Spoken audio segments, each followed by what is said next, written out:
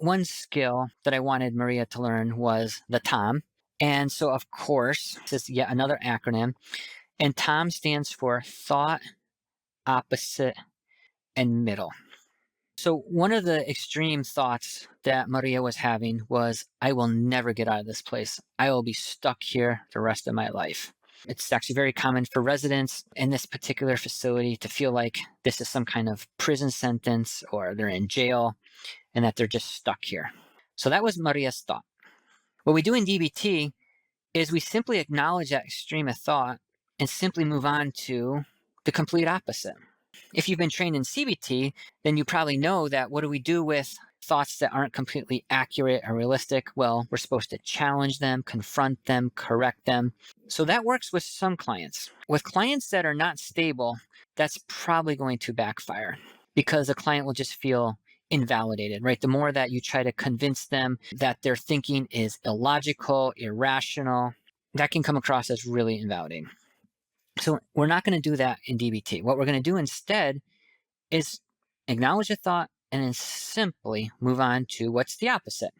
So what's the complete opposite of it? I'll never get out of this place and I will be stuck here the rest of my life. Well, the complete opposite would be I'll complete the entire asylum process, become a US citizen, and learn perfect English by tomorrow. That's obviously not realistic either. And that's the point.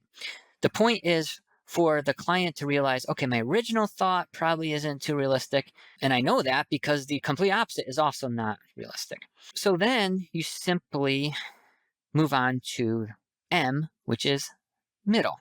And do you see how this is kind of another dance? Remember the rain dance? This thought opposite middle is like another dance. We're not going to force you to change your thinking. We're just simply going to dance with our thoughts. And think of this as a 3-step dance, thought opposite middle.